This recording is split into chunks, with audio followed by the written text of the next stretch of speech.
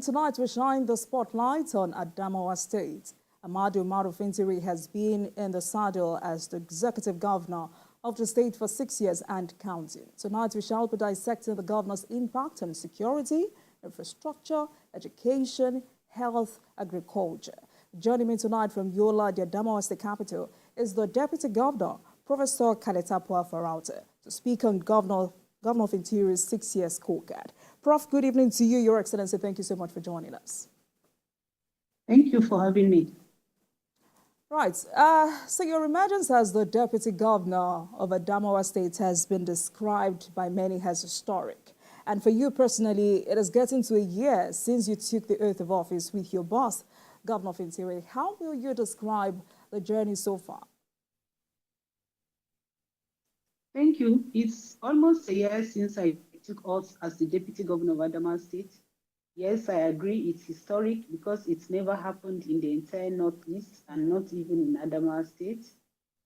The last 1 year has been cordial between myself and my principal. And the work is business-like, meaning there are principles, there are laws guiding everybody's work, and there are boundaries, and we're trying to keep to that. So my relationship with my principal is very cordial. Right. So according to Governor Fintiri himself, some of the yearnings of the people crafted what brought him to power in 2019, some of which are qualitative education, security, welfare of civil servants, and other developmental projects. How would you say your administration has fared in these sectors? Thank you very much. The yearnings of the people is all we are striving to ensure we meet. As of today, Adamawa State has a large civil service and they are not owed a kobo. It means civil servants are paid as at when due. Okay. As of today in Adamawa State also, when this administration came on board, a lot has happened in almost all sectors of human endeavors. And we are counting and we are moving, because every area has a touch from this government from the last time the governor came from his first tenure until I came on board in his second tenure.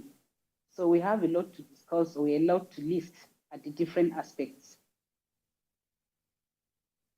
All right, so my question was, how has your administration fared in these sectors? But let's speak them one after the other. Let's start with education. Okay. You came into office with a robust background in academics, a professor, a former vice chancellor, commissioner of education, and executive chairman, Universal Basic Education. Very impressive. Now, with 1 year almost folding up and 3 years ahead, how have you been able to use your background to strengthen education in Adamawa State? Thank you very much. We've been able to push the limits in the educational sector. As I speak with you, we have 3 comprehensive science schools that are taking off in the 3 senatorial zones, meaning 1 in each zone, and 1 particularly is for the girl child. We want to ensure that the science subjects that many children and many students run away from are made, more impressive to them so that they can read the science courses.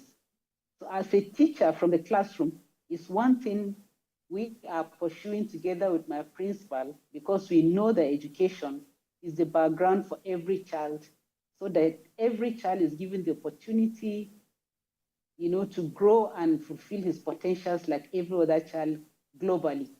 And as I talk with you, we have some model schools we are building in each local government. In Adamawa State, we have 21 local government areas. We have a model school, which is for boys and girls in each local government headquarters. And these schools are modeled because there might be facilities found there that will not be found in all other schools, even though they are also government schools. So model in the sense that in each local government, close to every other child, he can travel a minimum distance to have a model school where he can maximize his potentials. And as I talk with you educationally, Adamawa State pays WAEC and NECO fee to every child or every citizen that is attending a government school. We don't pay for private schools, yes, but every government school child that reaches SS3 is WAEC and NECO, the two major examinations you take in the senior secondary school section, are paid by the government so that we give a leveling ground to both the children of the masses and the children of the rich so that we bridge the gap. Since all of us are coming from rural backgrounds, we also hope that children from the rural areas would be given a leveling environment to maximize their potentials and become future leaders. And as I talk with you also, a lot of our schools have been renovated and upgraded so that every other child, whether you attend the model school or you attend the normal school, you also have the opportunity to utilize your potentials. Right. I like that you touched on the establishment of modern schools for girls, because as of last year, some stakeholders in Adamawa State were urging the governor to please prioritize girls' education. But talking about results, Adamawa State was ranked second in NECO examinations last year and #1 in the north. What did you do to achieve this, and how do you plan to sustain this? When this government came on board, there were not many teachers that were still very active in the teaching profession. This government had an employment process of over 2,000 teachers, which has enhanced the teaching and learning environment. And a lot of the teachers that are posted to rural areas are given incentives so that students that are schooling in the rural areas and those in the urban areas would cover their syllabus, cover their curriculum normally, because the exams are taken the exams are not done differently from urban schools and rural schools. And this has helped our students and teachers in all our schools. That's where we have an enhancement in our WAEC and NECO results, both in the northeast and in the northern region as a whole. Right, so what is the brain behind Governor Fintiri rolling out a free education policy for all students in Adamawa State? Well, the idea behind free education is because Adamawa State is I will not say Adamawa State is educationally backward, but we are not competing favorably with other states. And Governor Fintiri, being a man from the rural background, myself also, we've seen that we are children of the poor masses. And unless for education, we would not be where we are today. So we know that if children have to fulfill their potentials and compete globally, education is the bedrock. And when you educate a child, whether it's a boy or a girl, and especially a girl, and give her the freedom to express her potentials or his potentials, the person makes a better citizen. And that is where we thought that once education is taken care of, the person can live peaceably as a good citizen within himself and with other people. That's where we're giving education a priority. But what is the success rate of that program? Huge success. That is why our NECO and WAEC results have improved. All right, but Prof, there are some stakeholders in Adamawa State who have picked holes in this free education policy. They were alleging, I mean, you might not know about this, but they're alleging that there are some forms of hidden fees in schools across the states. They also alleged other sharp practices going on in public schools. They talked about extortions in the name of different levies and fees. How do you react to this? Well, I don't feel happy about that, but I also know that as Nigerians, these are things that are you aware of that? Prof, are you aware of that? I am not aware. Right. I listened to a radio program one day where I had someone from one local government complaining, but I asked the Commissioner of Education and told him to find out so that whoever has the fact that such fees have been collected should come up with that allegation. So what was the findings of the commissioner? No, I'm yet to confirm. All right. So if you confirm this to be true, what do you intend to do about this? Government will take care of it. All right, then. Let's quickly talk about security. In your recent media parley where you represented Governor Fintiri, you warned parents to call their children to order and refrain from joining the dreaded Sheila boys gang. What exactly are you doing to stop this before it becomes another branch of Boko Haram? We don't pray that it becomes Boko Haram. These are young men around us here that have taken to these social vices, and the state government is not sleeping over it. And that was why you saw me representing the governor that day as a mother, as a teacher, and not just a government official. I made that plea to parents because what you see on the streets starts from the home. So I made a plea to parents and to religious leaders to ensure that our children are well cultured from the home background. We are not looking at it becoming another Boko Haram branch because by the grace of God, we are all having our hands on deck with the security operatives to ensure that we handle that. Right, but it's worrisome that these same Sheila boys have been reported to kill, steal, and cause pain to citizens. How exactly did they begin operating in Adamawa State to the point of even becoming notorious? Well, before I came on board, the last 1 year, they've been here, so I cannot actually tell you this is when they started operation, but I know they operate because I've been outside Yola for so many years. All right, but Governor Fintiri has signed 3 executive orders into law to tackle crime and insecurity in the states. I know there was one in 2020, 2021, and 2022. But with all of these orders in place, what more does the government need to do to fix this challenge? Well, I don't see security as government issue only. I don't see security as a problem that only government needs to put hands on. That's why I made the call the day I made that speech, because security is everybody's business. The security agencies are doing their bit. As parents, we should do our bit. As religious leaders, we should do our bit. As community leaders and as elders in the land, we should do our bit. So I'm calling on all Adamawa State citizens to put their hands on deck to ensure that the Sheila boys are eliminated. But if we think we would only leave this to the security agencies, they might not do it maybe as quickly as everybody expects them to do. Even nationally, our security issues are not issues that we can just sit back as citizens and think that the security agencies should be the ones doing it. It is our business nationally and even at our state level here. So my call is for everyone living in the borders of Adamawa State, because if we have peace in Adamawa State, then you can go about doing your business. Please put your hands together with the government and ensure that the right thing is done to eliminate this gang. Right, but what kind of conversations have you had with traditional rulers, religious leaders on this particular issue? We've engaged our traditional rulers. In fact, last week, Tuesday, I also engaged the heads of service because our local government chairman, their tenure is off, and the heads of service are holding brief. We engaged them last week to ensure that in everybody's jurisdiction, peace reigns. And they all have the security heads in their local government areas and the traditional rulers in those areas.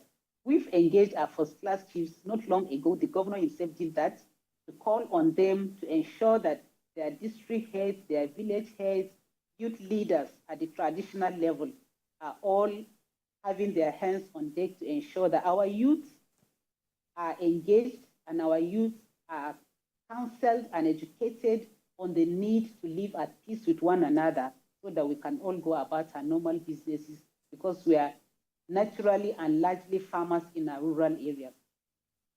So, Prof, I hear these boys have been on rampage for the past 7 years. I mean, to be very honest, what exactly do you consider as the missing link in bringing an end to this? Well, I think the missing link is still the home background, because when these children, sometimes some of them are underage. So you'll be wondering when a young child leaves home and comes back with some dividends, what parents think about. If you are a mother or a father and your child leaves home and comes back with certain items that you know you didn't buy for him and you didn't send him to bring, or he's not fully employed to have the money to buy such things, I think as parents, primarily, we should take care of that at the home background. So the missing link is still cultural.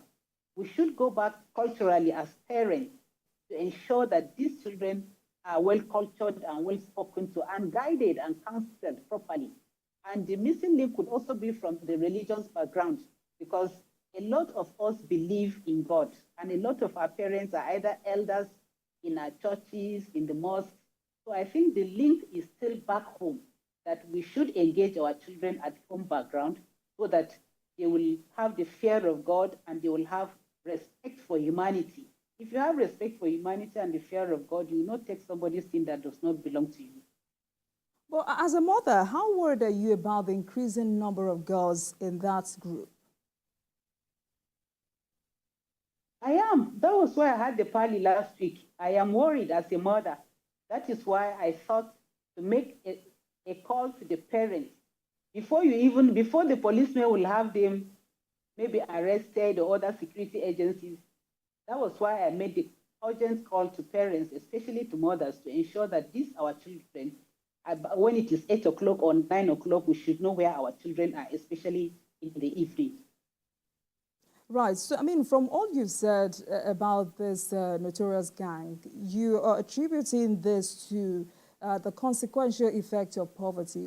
What are you doing as a woman to boost or rather empower women in Adamawa State? Well, we've empowered thousands of women in Adamawa State through the Fintiri wallet and the women wallet. Many women have been empowered to do small markets and small business, and we're still moving to do another batch. So we're doing that to ensure that we reduce poverty among women and among our youth, engage them gainfully so that as many also who think it is because they do not have an engagement that they are getting into bad things, once they are properly engaged, then they might not have the energies to go around doing other things that are not good. All right, we'll come back to that. Let's talk about agriculture.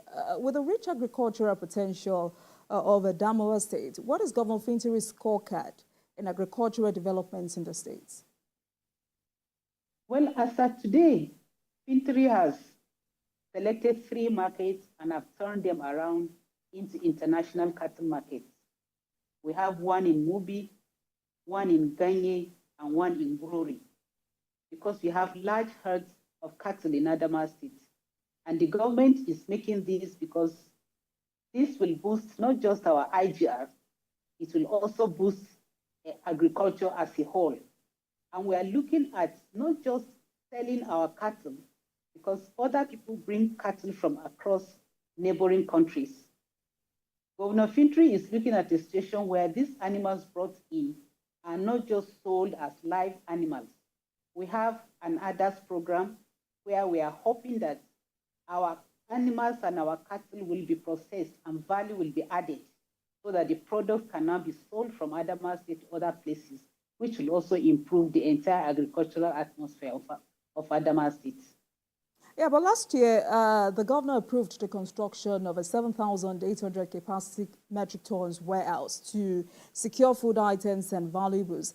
At what stage is that project as we speak? And what is the projected, Prof, what is the projected impact of that warehouse on food availability and affordability in Adamawa State? As you speak, the warehouse is completed. In fact, our emergency agency have started storing food there so that in case of any emergency, they could reach out to our people.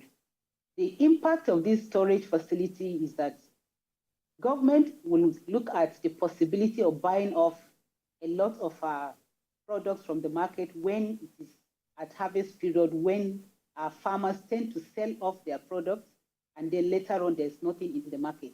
So government will stock this facility to ensure that in emergencies, at least we reach out to our people. Right, but I'm also very interested in knowing what the government has done to incentivize farmers and boosting food production in Adamawa State. We've done a lot to incentivize our farmers and to boost agriculture.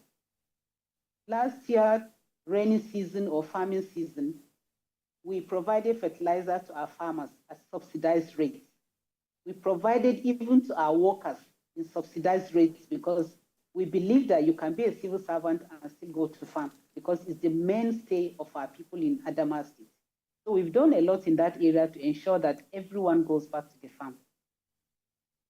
All right, Prof. Let's quickly shift our attention to infrastructure. I know the governor has been in the saddle as governor of Adamawa State for 6 years now. Speak to us about infrastructural developments in the state so far under Governor Fintiri. Thank you very much. For infrastructure is something that has turned around the entire state. In every local government, 21 of them, we have roads that have been constructed in the state capitals, in the local government capitals. And as I speak with you, we do not just have roads at the local government headquarters, but we also have built rural roads, and they are there to be confirmed. They are there to be seen. And as we speak today, Adamawa State has built flyovers, at least first in the Northeast, which has made history also. And we are, last week, Wednesday, this week, Monday, at our executive council meeting, we also approved the building of another superhighway linking a local government called Numan and the state capital, where we'll have a bypass through an area where we're building 1,000 housing units. And we'll have a flyover at the junction where it will be joining town. And of course, that will not only change the terrain of the state capital, but will also ease a lot of commuting. And as I talk with you, one of the flyovers, the feet are already up, and it will soon be linked up so that it will ease movement between the state capital and our road going to Mubi. Also, as I speak with you, we have a bridge that links a local government we call Gire into the state capital, and we have a bypass through there where you can travel, either move to the airport or move out of town without coming into the town. We are clearing that place and dualizing it so that there will be ease of movement for people coming into the state and going out of state if you don't have a business within the state capital. And there's no local government, like I made emphasis initially, that has not had its own fair share of roads and rural roads that have been constructed under the Fintiri administration.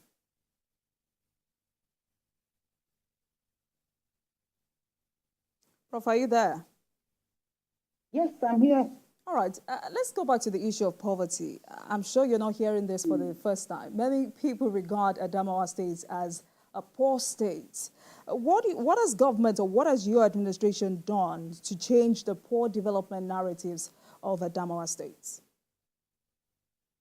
Thank you very much. Is Adamawa State actually regarded as a poor state? If it is so, then I think people should come around and see what we've done to change the narrative. As we speak today, we have a poverty alleviation agency that the government has put up, like I said initially, which is helping to put some money into the hands of women especially and youth that would go into small businesses so that they can improve their livelihoods. And as we talk today, the agricultural sector, which we are trying to turn around, is to ensure that as many people who do agriculture do not do it again, just hand to mouth, but the agriculture is improved to the level that it will now be business for people and for government, so that whatever poverty lines we're operating on, that we will go above that. So we're doing a lot to reduce the poverty among our people, not just women, but also youth mainly. There have been skill acquisition programs that have been going on. It is to enhance the skills of the children and the youth so that they can also come out of poverty lines. Right, but when it comes to unemployment rates, Adamawa State has 54.89% unemployment rate and 24.67% underemployment.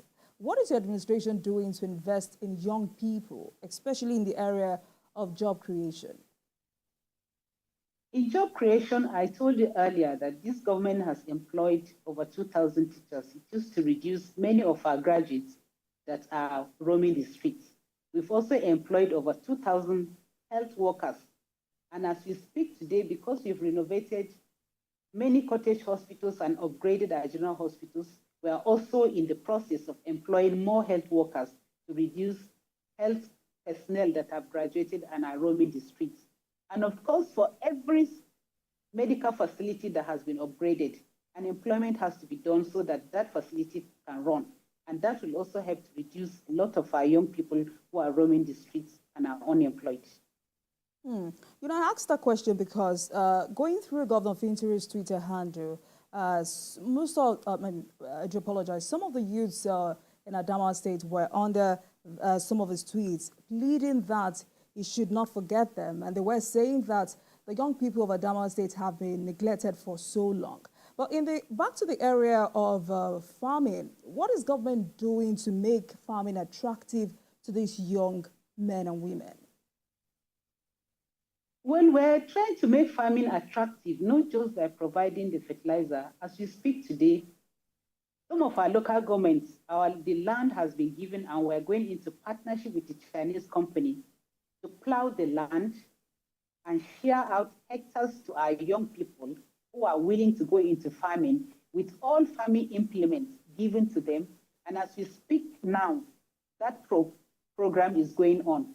This is to ensure that we have more people going into farming. All right. Now, another aspect that the people of the state will expect a turnaround is the lack of adequate access to Medicare.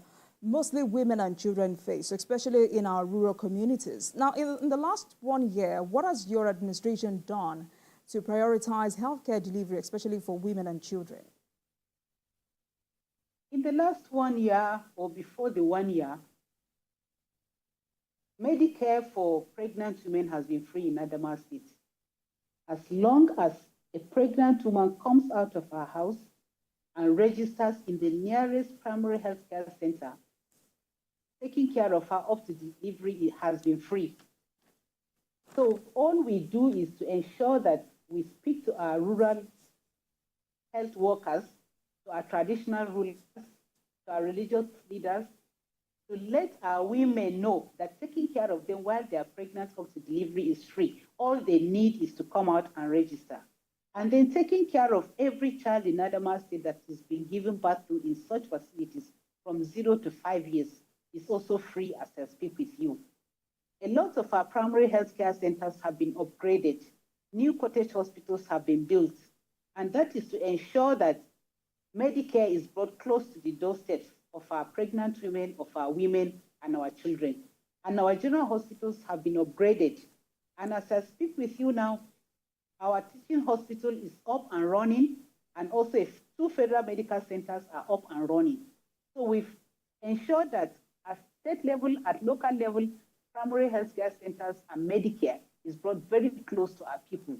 So all we tell them is come out and register properly so that you can be taken care of. All right, Prof. Let's take a break, and when we come back, we will continue this conversation. Please stay with Politics Tonight.